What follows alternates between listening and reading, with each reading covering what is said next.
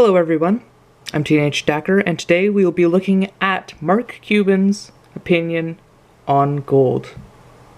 Before we start, if you could like this video, if you enjoyed it, and if you really liked it, consider subscribing. It really helps out. Sit back, grab a snack, and enjoy the show.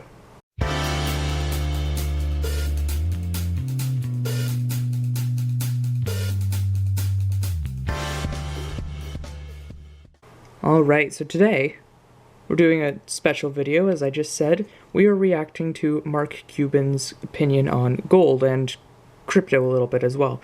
So Mark Cuban did an interview with Kevin O'Leary a little while ago on his channel, so I'll have a link to that right around here. And we're just going to discuss his opinion because I've only watched a little bit of this. But I do have my opinions for sure for the things that he said. So let's take a look. Okay, you ready? Nish, what do you got? Hello, Mr. Wonderful. Nish here from Oxford.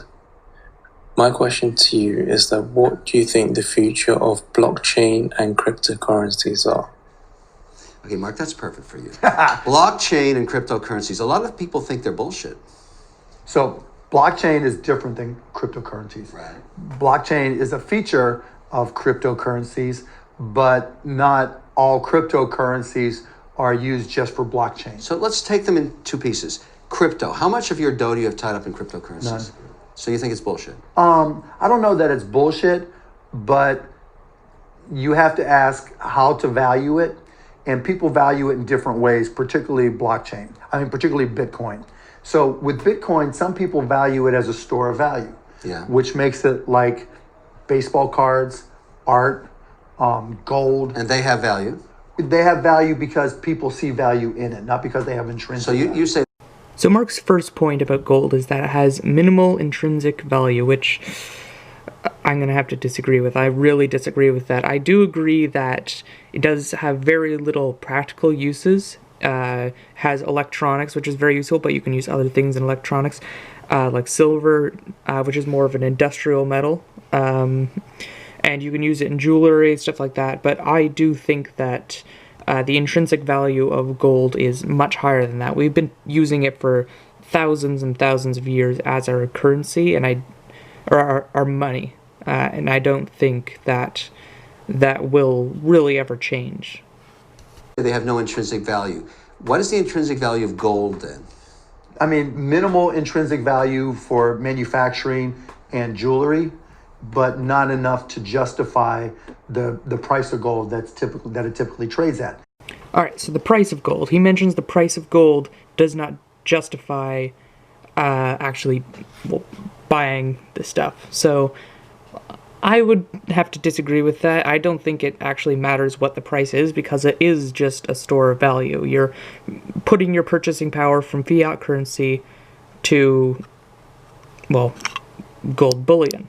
The delta between the intrinsic value, manufacturing / jewelry, and what it's being sold for, what it's being valued at on markets, is what they call store of value. Because people want to invest in it because they think if certain circumstances occur, that it like will, a pandemic, for example, whatever it may be, that people there will be potential buyers at that value. Now, Mark is looking at gold as more of an investment instead of just turning your fiat into real money. So I don't think it really is an investment. I kind of have the same opinions on Yankee stacking on this one. This is just to keep your store value or your purchasing power. This is to keep your purchasing power safe. And you're transferring your money from fiat to money. I know I've said that a lot, but you're transferring your money or your currency to this physical bullion so that if something happens, and even if something doesn't happen, you can still transfer this back to your fiat currency and buy stuff with it, and you wouldn't have lost any purchasing power because this gold typically goes up a little bit higher than inflation does. So it keeps up, basically. So they see it as storing value. And they do it in gold. It sounds like you prefer to own gold to store value than cryptocurrency. I prefer neither right now. So Mark says he doesn't prefer Bitcoin or gold. Now, I don't agree with that at all, because, well, especially now during these times, there's so many things going on in 2020.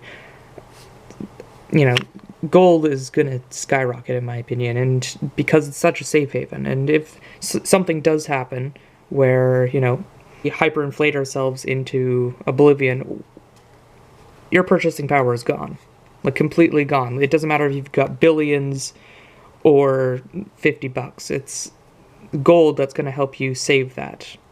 So if you don't have gold, if something happens like that, we hyperinflate ourselves into oblivion, you're screwed whether you have billions or not. Okay. Because I've never been a gold fan, because like I said, the delta between intrinsic and trading value is what people invest and see in it. But it's no different than tulips. It's no different than baseball cards. It's no different than a lot of different things, because it's only worth what you think someone else will pay So for. you're basically saying it's a speculation. Yeah, of course. Okay. Okay, now this I really don't agree with. He said that it basically has the same store of value as baseball cards and paintings and, you know, other material goods. No. Gold is unique. We've been using it for thousands and thousands of years. There's a limited supply of it on Earth. It's nothing... It has nothing to do with baseball cards or paintings. This is very, very different because it actually has intrinsic value. No, I just completely disagree with that.